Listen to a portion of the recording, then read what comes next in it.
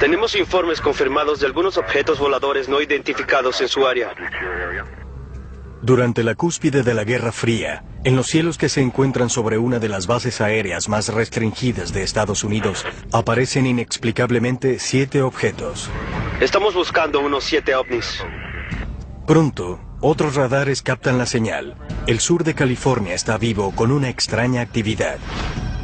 Supuestamente esta es una verdadera invasión aquí. ¿Eran estos aviones militares secretos una misión espía rusa?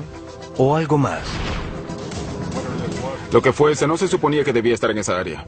Por primera vez en televisión, el equipo saca a la luz pública al testigo principal para analizar las grabaciones de audio secretas. Ahora hay un objeto sobre el campo. Que revelan que hay otra cara de esta extraña historia. ¿Es el funcionario de OVNI? Sí, señor. Eso es fascinante. Están llamando al funcionario de OVNI. ¿Por qué había un funcionario de OVNI en la base aérea Edwards? ¿Y por qué dio la orden de despegue para que un jet interceptara estos objetos? Blanco a la derecha, uno a la izquierda. Está ascendiendo. ¿Acaso estas cintas y las imágenes oficiales del radar de esa noche darán finalmente la respuesta? Este es el caso número 65102, Código Rojo.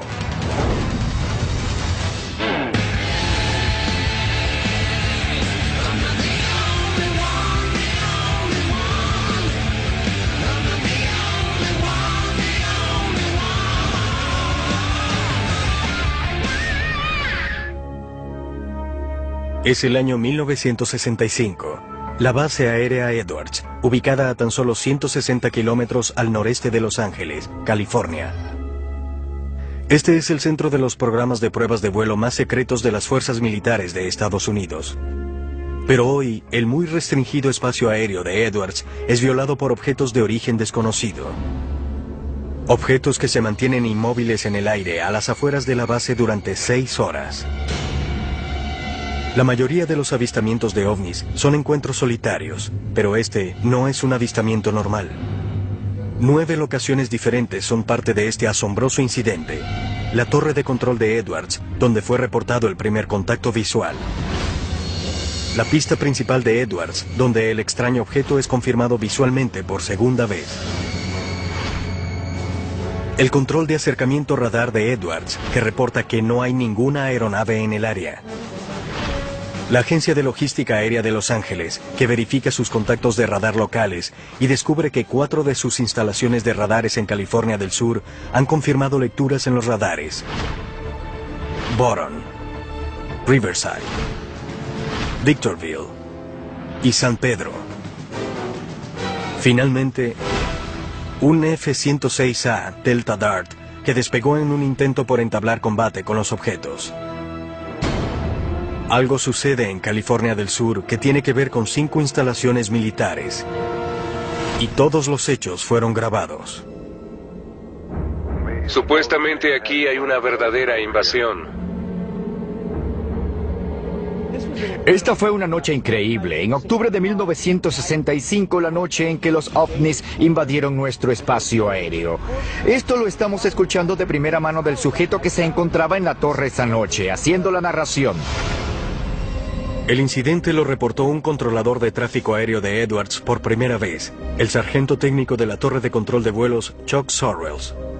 Vi un objeto verdaderamente luminoso, grande, hacia el este del campo. Y se quedó ahí durante un largo periodo de tiempo. En una aparición en televisión poco común, el antiguo sargento Chuck Sorrells, el controlador de la torre de la base aérea Edwards de guardia aquella noche, ha ido a discutir sobre lo sucedido y por primera vez analizar las grabaciones de audio del 7 de octubre de 1965. Distingo luces intermitentes rojas y blancas. Sorrells es responsable de todo el tráfico aéreo en y alrededor de Edwards, desde la torre de control. Tiene 12 años de experiencia en la dirección de todo tipo de aviones militares y conoce la mayoría, si no todos, de los diferentes modelos de aeronaves de la base aérea.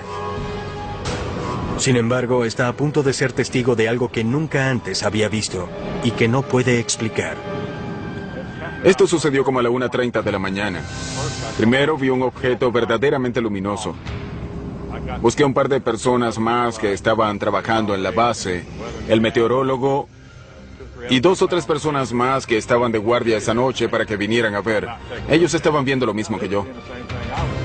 Hay un objeto en este momento sobre el campo. Está justo sobre el campo. Justo sobre Edwards, desplazándose hacia el sur, distingo luces intermitentes rojas y blancas. Y el capitán del destacamento 1 lo ha confirmado. Estaba demasiado baja para ser una estrella o algo así, a menos de 1500 metros, y eso duró bastante rato. Según él, el objeto es verde claro, con una luz intermitente roja en la parte de la base, y el objeto es grande y luminoso. Se aparecen 3 más de estos objetos, más pequeños, como de la mitad del tamaño del original, y se mantuvieron juntos. Tenían una especie de formación o por lo menos estaban muy juntos en forma de V. Se desplazaron hacia el sur de la base. En un momento dado aparecen 3 más. Estos 3 eran como naves independientes. Volaron hacia el norte, hacia el sur, el este y el oeste. Esto comenzó a suceder a partir de aproximadamente la 1:30 cuando vi la primera, hasta que apareció la luz del día y empezó a aclarar.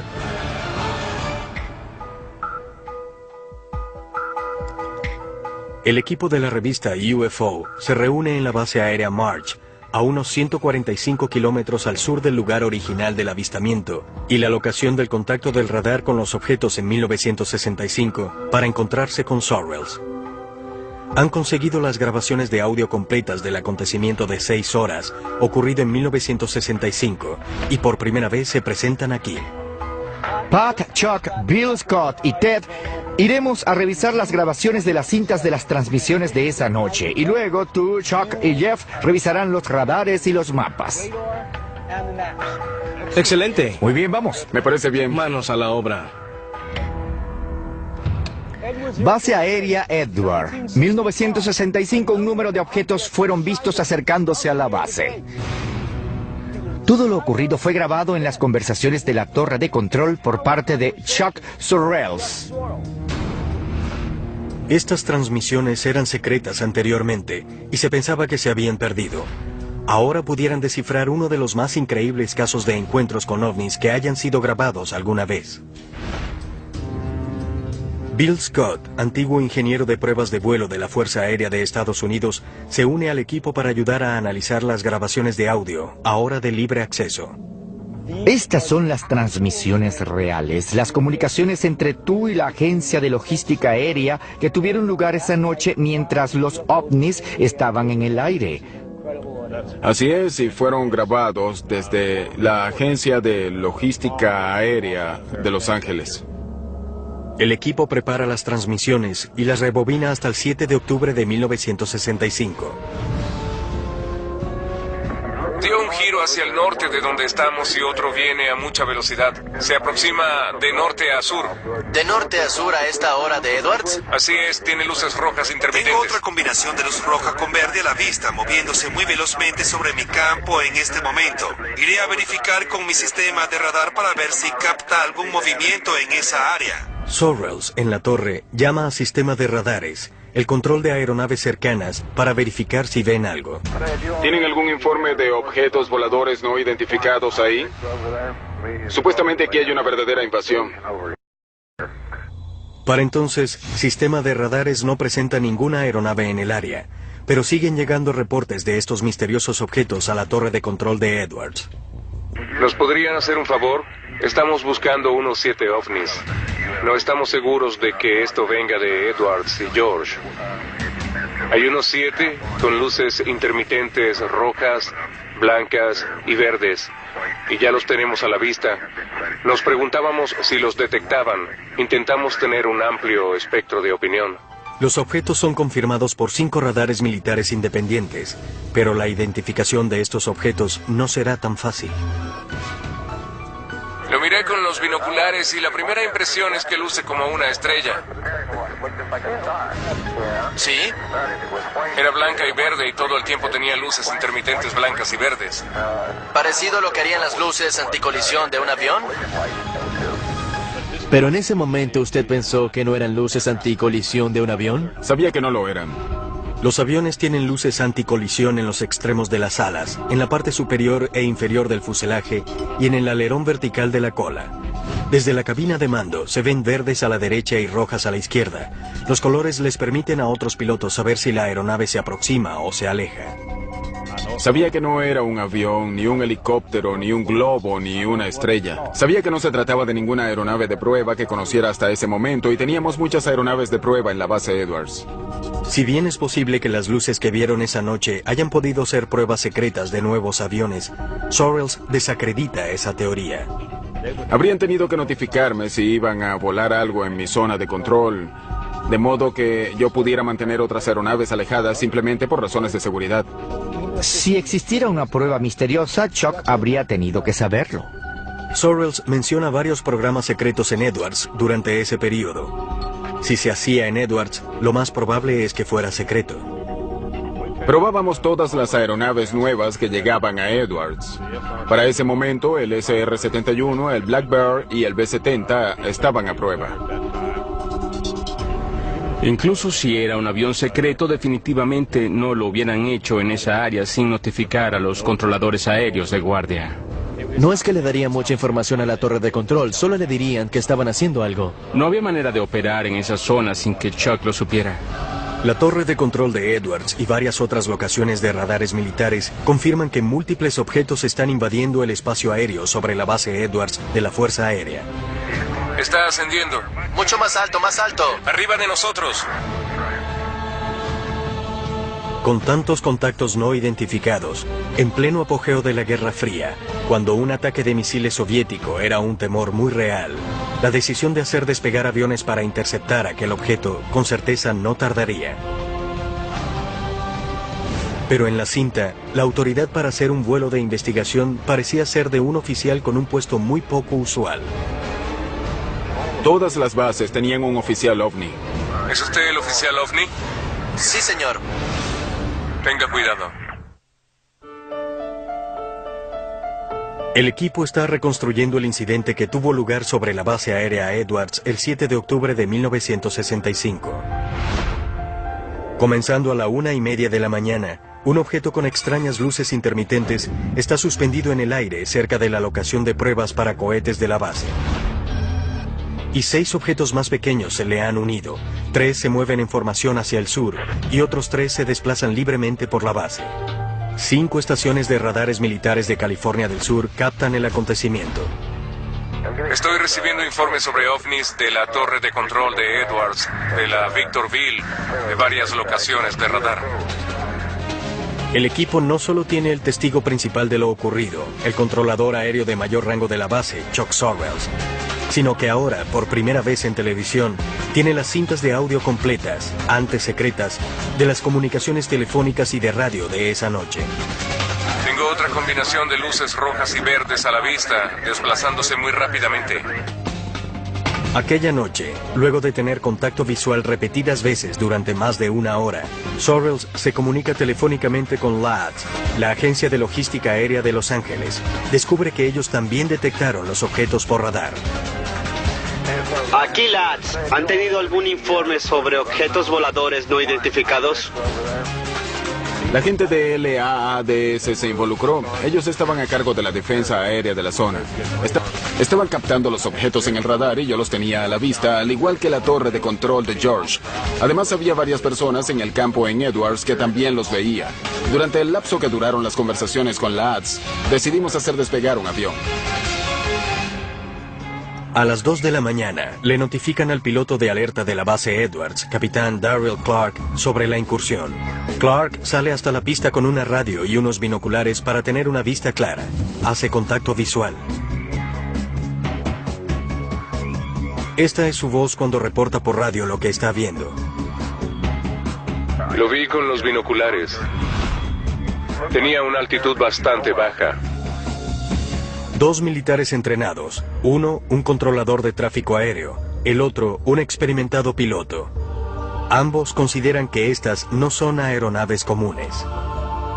Sin embargo, estas descripciones no son suficientes para que la gente de LADS tome el siguiente paso.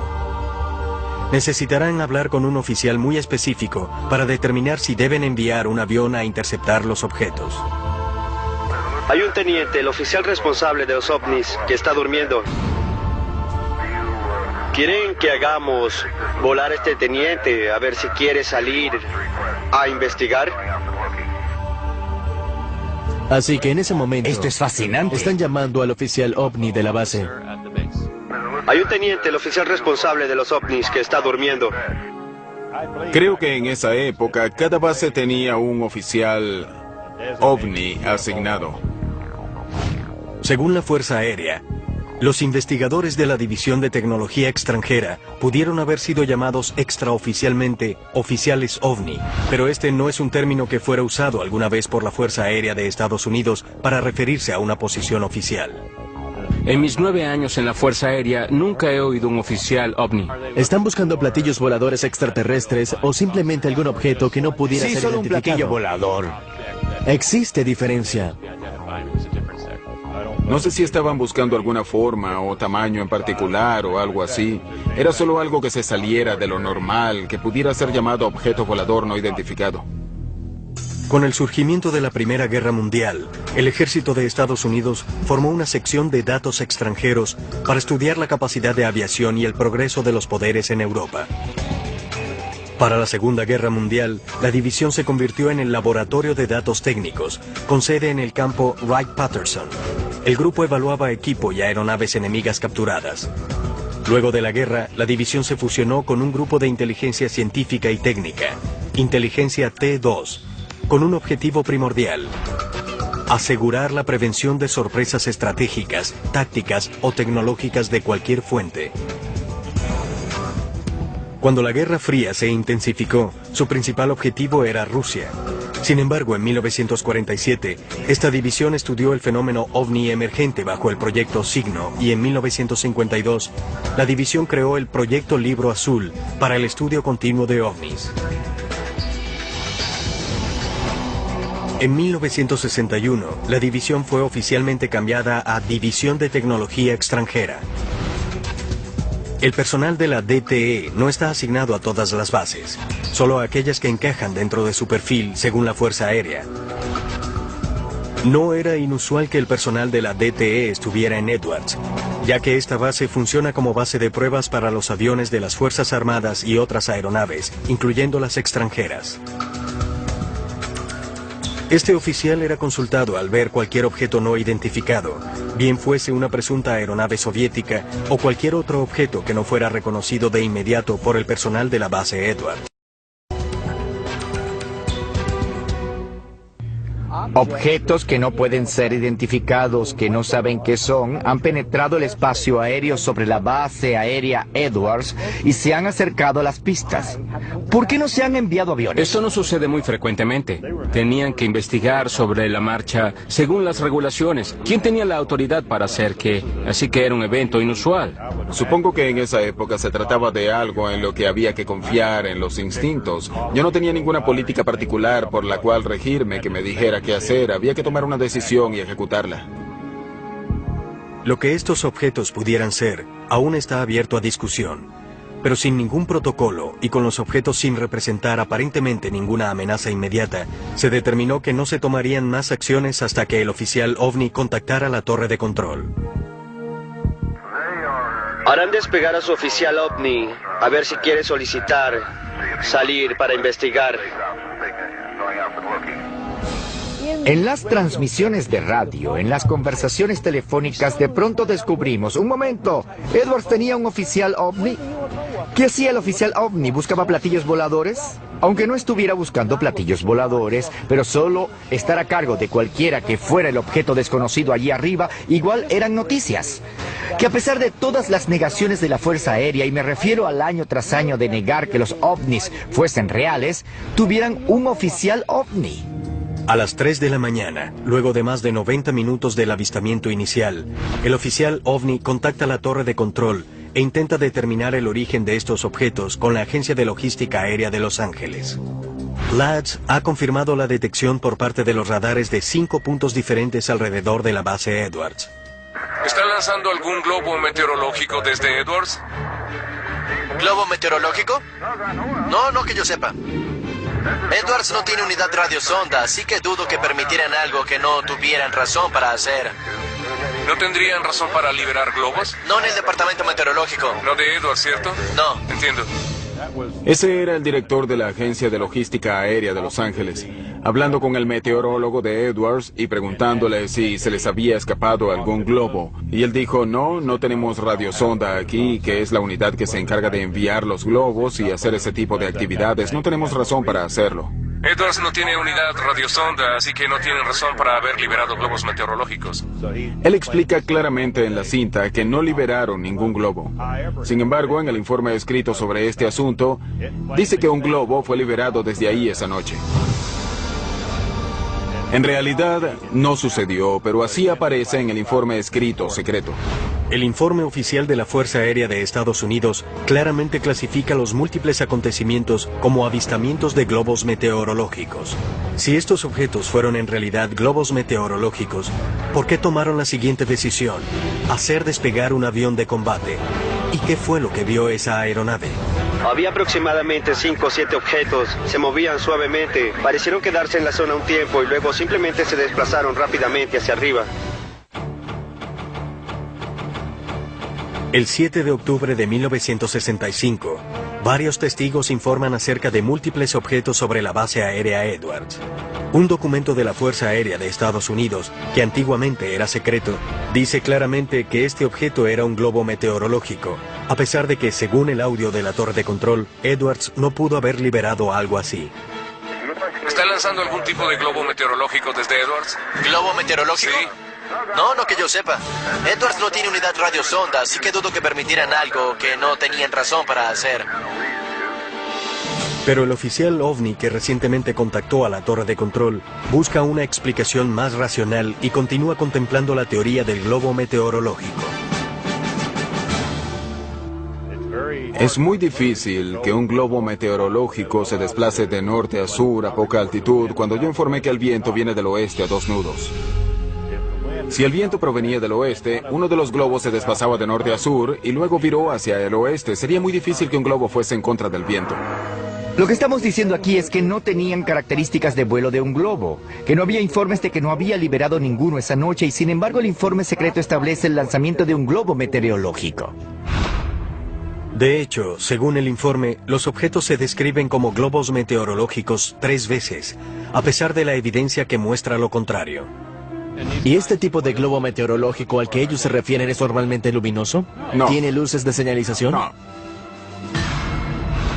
La única otra explicación que ofreció el oficial OVNI es que el objeto pudo haber sido una aeronave construida por alguien, contradiciendo lo que informaron Sorrells y el piloto de alerta en la pista, Darryl Clark. Sorrells les hace saber su opinión.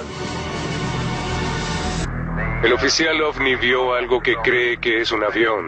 Yo no. El oficial OVNI dijo que para él lucía como un avión. Él no es un piloto entrenado, no está entrenado para nada, excepto para ser un oficial OVNI asignado para realizar no sé qué funciones. Pero hay un controlador de tráfico aéreo que dijo que no es un avión. Hay un piloto de alerta parado en la pista que dice que no es un avión. Pero el oficial OVNI piensa que sí lo es. Ahora, Bill, el trabajo del oficial OVNI es decir que las cosas son aviones. Recuerda que la Fuerza Aérea estuvo en el negocio de los ovnis, el asunto de los platillos voladores en 1965, y no lo dejaron hasta 1969. ¿No será que parte del trabajo de esa persona era desmentir estas cosas y no reportar incidentes al Libro Azul? Creo que eso es especulación. Yo estoy de acuerdo con Schott que el sujeto no estaba entrenado. Quizás no tenía ninguna función asociada con la aviación y lo único que sabía sobre aeronaves era que tenían una luz roja, una verde y una blanca. Por eso dice, a mí me parece un avión. No había ninguna conspiración, era simplemente falta de experiencia y no sabía de lo que estaba hablando. Si el objeto era un avión o algo más, el consenso en 1965 era que tenían que darle un vistazo más de cerca a lo que fuera que sobrevolara espacio aéreo restringido. Pero los únicos aviones en uso de Edwards están equipados con armas nucleares, los cuales necesitan un alto nivel de autorización para despegar. Estos aviones de alerta están designados específicamente para proteger a Estados Unidos de cualquier ataque entrante. Están provistos de armas nucleares para el caso en el que un ataque o contraataque inmediato sea requerido. Hacer volar a uno de estos aviones F-106 con armas nucleares sobre el espacio aéreo de Estados Unidos es demasiado riesgoso si no se sabe nada más acerca de estos objetos. No podemos utilizar los aviones de alerta, pero ¿tienen algún otro 106? Eso es todo lo que tenemos. ¿Es todo lo que tienen? Lo único que tenemos es un avión de alerta. Supongo que para esa hora ya eran cerca de las 4 de la mañana. Calculo que el incidente quizá ya llevaba 2 horas y media o 3 para entonces, porque durante el tiempo que le llevó al avión colocarse en posición e intentar seguirlos, los objetos habían ganado altura, se habían posicionado y no estaban ni remotamente tan visibles como lo estuvieron en un momento dado. ¿Crees que alguien lo está impidiendo o consideras que este es el procedimiento normal? Este era el procedimiento normal porque no tenían ningún avión de alerta que no estuviera armado y no tenían un piloto para... Cuando el avión alza vuelo, tanto Lads como Sorrells guían al piloto para que se acerque a los objetos. Pero surge un problema. Para entonces, ya han empezado a alejarse de la base. Alzó vuelo para echar un vistazo y luego lo pasó por la intersección de radar, pero se le estaba dificultando detectarlo en el área. En un momento dado yo estaba dirigiendo la aeronave, alineándolo con la pista, dándole el rumbo. Haz que descienda directamente por la pista de aterrizaje. Creo que está 01 a estribor 040. En un momento dado lo sigue hasta las alturas de 12.000 metros. Yo hablaba con el director y le preguntaba cómo le iba y le dije, bueno, se está acercando. 01 ahora se encuentra un poco a la izquierda. Blanco a tu derecha y otro a tu izquierda. Luego, cuando se acercó, le dije, está abajo. Torre de control, ¿qué tal están las cosas ahora? Busca ascender, busca ascender. Esa cosa está elevándose muy rápidamente. Está elevándose. Se encuentra a 12.000 metros y aún no está tan elevada. No está muy alto. ¿No muy alto? Pasó los 12.000 metros. Aún está bajo. Pero a medida que el piloto se acerca, los objetos se alejan más y más, hasta que finalmente desaparecen del contacto visual y del contacto del radar. Se desplazó ahora a aproximadamente 145 grados. A unos 65 kilómetros estimados y con mucha altitud ahora. Está casi invisible ahora. ¿Qué piensas de esto? Creo que fue un incidente inusual para todos los profesionales involucrados. El único poco profesional que escuché fue el oficial OVNI. Fue el único que pensó que era un avión. Las cintas, ahora de libre acceso, son solo el comienzo. El piloto de alerta, el capitán Clark, quien jamás habló sobre este incidente luego de esa noche y no podía saber que sería investigado en un futuro, a la larga le escribiría una carta a su esposa, describiéndole lo que había visto esa noche de octubre. Capitán Clark, ¿sí? ¿Qué opina de esto? Les diré que cuando vi esa cosa por primera vez se aproximaba a la base por el norte. Lo único que podía ver eran las luces intermitentes, no giratorias. Lo vi bien con los binoculares, parecía empujar una pequeña nube hacia el frente. Existe la teoría de que una vez que la humanidad comenzó a desarrollar energía y armas nucleares, Creo que la libertad es lo más valioso.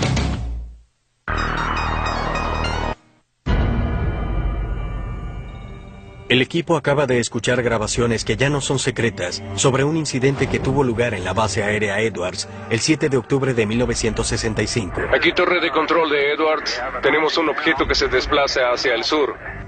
Chuck Sorrells, el controlador de tráfico aéreo de mayor rango que se encontraba en la base esa noche, ha emitido nueva información sobre los extraños objetos que se hallaron suspendidos durante casi 6 horas sobre espacio aéreo restringido. Pero Sorrells y las grabaciones no son las únicas fuentes de la historia que se encuentra tras lo que la Fuerza Aérea llama el incidente.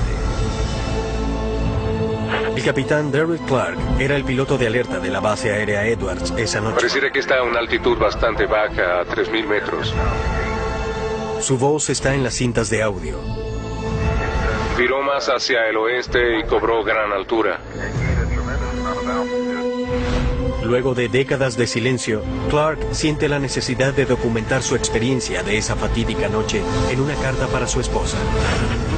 Lo importante de esta carta es que el capitán Darryl Clark era el oficial de mayor rango que se encontraba de guardia, y su relato corroboraba el relato de Chuck Sorrells. Ambos mantuvieron esto en secreto tanto tiempo como pudieron. Evidentemente, este incidente había dado vueltas en su cabeza durante décadas antes de que decidiera compartir el secreto con alguien.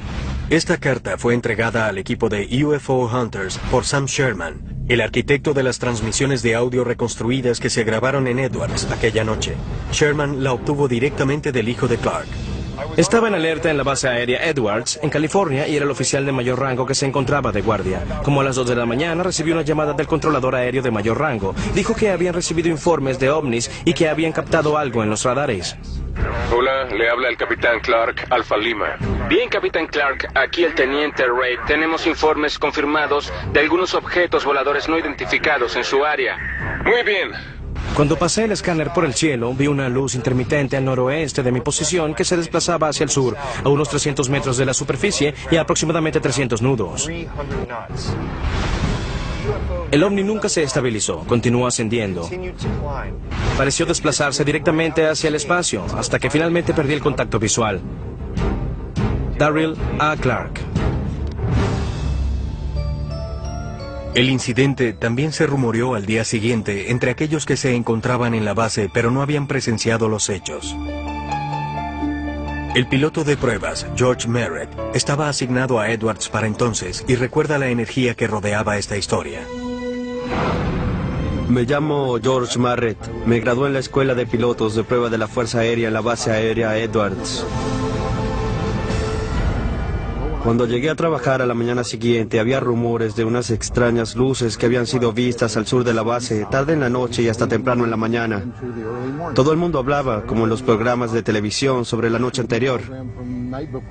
Todos preguntaban, ¿qué fue? ¿Qué crees que fue? Y Merritt confirma por qué le tomó a la Fuerza Aérea tanto tiempo para hacer despegar un avión que fuera a investigar. Comenzando por el presidente, tienen algo que determinar a ese nivel, a nivel del Pentágono. Si existe amenaza y si queremos que estos interceptores armados nuclearmente despeguen, identifiquen el blanco y lo derriben, lo tomamos muy, muy en serio. Estas luces no presentan ninguna amenaza para la base aérea Edwards. Nadie está bombardeando. Nadie está disparando misiles ni armas. Ni hay paracaidistas. Nada que represente una amenaza para Edwards, ni en ese momento para la defensa aérea de los Estados Unidos. El informe va para alguien llamado el oficial ovni de la base, ¿cierto? Ese es el capitán John Belent. B-E-L-E-N-T. El capitán John Belent es parte de la División de Tecnología Extranjera de Wright-Patterson, lo cual significa que suceden cosas secretas en Edwards que necesita supervisar y reportar a sus superiores. Fue él quien escribió el informe oficial de la Fuerza Aérea, quien lo firmó, y luego ascendió por la cadena de mando. Así que ese es el informe oficial de esto. No fue escrito por personal de la base Edwards. Este informe oficial de la Fuerza Aérea fue el mismo informe que identificó a uno de estos objetos como un globo meteorológico. ¿Pudiera haber sido esta tecnología secreta que Valen no tenía autorización para revelar o de la cual no estaba enterado? Durante la reconstrucción inicial de las cintas de audio, Sam Sherman se puso en contacto con Valent para discutir el incidente, pero este se negó a hacer comentarios y no estuvo interesado en participar en la investigación de Sherman. Fíjense en mi punto de vista, 1 año y medio antes, cuando era estudiante de la Escuela de Pilotos de Prueba, el presidente Johnson anunció que el Blackbird JF-12 se encontraba en Edwards. Vi uno de ellos rodar por la pista, era la primera vez que veía al Blackbird. No sabía nada acerca de Groom Lake ni del Área 51, y aquí venía desplazándose sobre la pista el más maravilloso avión de combate que jamás hubiera visto. Y yo soy piloto de combate. Podría pensarse que lo conocería, pero no sabía de él. Entonces, ¿qué tuvo que ver ese avión con el incidente del ovni? Mi primera impresión fue que había unas luces allá afuera. De hecho, había una especie de vehículo que quizá pertenecía a un programa secreto.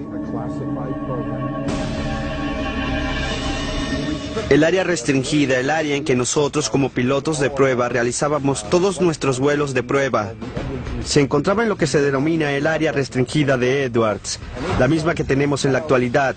2512 comienza a unos 8 o 9 kilómetros al sur de la pista y se extiende hacia el oeste, el norte y el este, así que las zonas de prueba de nuestras aeronaves estaban todas al norte de la base Edwards. Según Merritt, la ruta de vuelo de toda la tecnología secreta de Edwards se ejecutaba en un área específica al norte de la base. Pero esto no concuerda con las locaciones reportadas y las rutas de vuelo de los ovnis. El informe oficial de la Fuerza Aérea dijo que eran luces no identificadas que se vieron en Edwards. Eso fue lo que se sostuvo a pesar de que el capitán Valent dijo que eran aviones. Simplemente son no identificadas, eso es todo lo que podemos decir. Pero él aún cree que hay más en cuanto a este caso.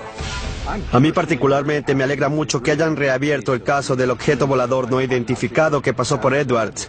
Es algo que yo mismo me he preguntado durante 40 años. ¿Son estos ovnis que repetidamente están entrando al espacio aéreo militar? ¿Y con qué fue que en realidad hicieron contacto Chuck Sorrells, Darryl Clark y las estaciones de radares LADS el 7 de octubre de 1965? Estamos investigando unos 7 ovnis. El equipo examina la pieza final del rompecabezas de Edwards, las lecturas de los radares de la Agencia de Logística Aérea de Los Ángeles. Con los testigos, las grabaciones ya disponibles y el testimonio escrito a mano jamás antes visto, el equipo ha descubierto una cantidad de evidencia referente a la noche del 7 de octubre de 1965 en la base aérea Edwards. Me están llegando informes de la torre de control de Edwards, de la Victorville y de algunas de nuestras locaciones de radares sobre ovnis. Su último paso es autentificar las imágenes de radar oficiales de esa noche, provenientes de la estación de San Pedro. Imágenes que el informe oficial luego determinó como difusiones anómalas de tiempo. Este fenómeno es causado por una inversión en la temperatura. La atmósfera de la Tierra por lo general se enfría a medida que aumenta la elevación, pero a veces puede ocurrir una inversión en la que la temperatura o no baja o en algunos casos extremos se hace más caliente con la altura. Cuando esto sucede, esta capa más cálida actúa como una tapa que puede hacer que la calima o la contaminación queden atrapadas debajo de esta capa, haciendo que los radares detecten objetos falsos. Edwards los tiene a la vista desde tierra. 2 torres los están observando. Nosotros tenemos en este momento la lectura en el radar y les estamos siguiendo el rastro. El analista de radares, John Kirk, ayuda al equipo con la autentificación de las lecturas y con la discusión de las teorías sobre qué más pudieron haber sido estos objetos. Voy a reunirme con un ingeniero de sistema de radares. Tiene experiencia y ha trabajado más de 50 años en esto. Me llamo John Kirk, soy ingeniero de sistemas de radares. Estas son las imágenes originales de las lecturas de los radares del Fuerte MacArthur, tomadas en San Pedro durante aquella noche en 1965. Las imágenes se tomaron en intervalos, creando una cronología visual que sigue los movimientos de los objetos a lo largo de todo el incidente. Se desplazan y ascienden lentamente y han sido confirmados por los radares. Si observan las imágenes, son bastante regulares. Esta es la visualización y estos son simplemente marcadores. Lo que esto me indica es que este radar sí detectó algunos blancos en movimiento y sí generó información sobre ellos. En la imagen de radar, estas áreas son identificadas por Kirk como blancos en movimiento. Entonces aquí hay múltiples blancos. Pareciera que hay múltiples blancos, y al revisar los ciclos de algunas de estas verán que las fotografías cambian. Luce como si hubiera quizá 1, 2, 3, yo digo que hay unos 4, 5 o 6 blancos. Kirk cuenta 6 blancos en la imagen del radar. Sin embargo, esto no desacredita las teorías de propagación anómala. La propagación anómala puede ser causada por la inversión del estado del tiempo, la llegada de nubes de tormenta, humedad en el aire. Hay mucha anomalía atmosférica ahora. ¿Tiene alguna idea de lo que pudiera ser? Estamos tan desconcertados como ustedes. Es difícil para mí pensar que eso es propagación anómala. Si lo fuese, pudiéramos pensar que veríamos más una mancha grande en lugar de individuales. ¿Esto no luce como propagación anómala? Parecen objetos individuales. Según Kirk, la propagación anómala aparecería como una mancha, mientras que estas imágenes parecen ser blancos individuales. ¿Lucen como blancos? Para mí lucen como blancos. Ahora, ¿de qué tipo? No lo puedo determinar, no tengo idea. Pareciera que hay blancos ahí afuera y los radares parecen estar funcionando como debe ser. Además, 5 estaciones de radares diferentes no registrarían la misma lectura falsa y al mismo tiempo. Si bien Kirk no pudo especular en cuanto a lo que pudieron ser esos objetos, está impresionado con la cantidad de evidencia que rodea esta historia. Parece que un piloto anotó, esto es lo que vi, para que un operador de vuelo diga, esto es lo que vi. Hay mucha información en común, no puedo refutarla. Basándome en esto, lucen como registros reales. No parece que haya sido propagación anómala. Pareciera que estas imágenes son reales. Hay 3 objetos definidos, no es el estado del tiempo, no es interferencia. Delimitan el objeto, pero no ven la aeronave. No pueden distinguir lo que son. El antiguo meteorólogo del Servicio Meteorológico Nacional, William Puckett, también tiene evidencia que sugiere que estas imágenes de radar no pueden definirse como propagación anómala. La noche del 7 de octubre de 1965, según el Centro Nacional de Datos Climáticos, la atmósfera estaba muy seca y no presentó inversiones de temperatura, 2 características claves que pudieran crear estas lecturas falsas de los radares. Sin que estas condiciones estén presentes, las posibilidades de que lo que el radar detectó sea propagación anómala son casi nulas. El estado del tiempo en la superficie de Edwards, desde la medianoche hasta las 6 de la mañana, muestra también cielos despejados, temperaturas suaves y de poco a 0 viento, y la visibilidad se calculó en 55 kilómetros. Con estos factores, la distorsión o identificación errada de objetos celestes como Júpiter, Saturno u otras estrellas es poco probable. Pero luego del incidente y la subsiguiente investigación de este, las fuerzas militares decidieron sellar todos los expedientes y las pruebas de audio que se referían al caso. Su explicación fue que las lecturas de los radares fueron falsos positivos y que los testigos solo habían identificado erradamente objetos celestes, a pesar de la contundente evidencia que descarta estas teorías. Para mí es asombroso escuchar que quizás haya ovnis penetrando impunemente espacio aéreo resguardado, espacio aéreo militar en los Estados Unidos. Según el relato tanto de las cintas como del seguimiento de los radares y de Sorrells, esto iba más allá de cualquier característica de vuelo conocida de alguna aeronave de aquella época o del presente. Tiene mucha más altura de la que tenía cuando lo vimos la primera vez. Estas grabaciones de los incidentes originales me pusieron la piel de gallina. Tengo otra combinación de luz roja con verde a la vista moviéndose muy velozmente.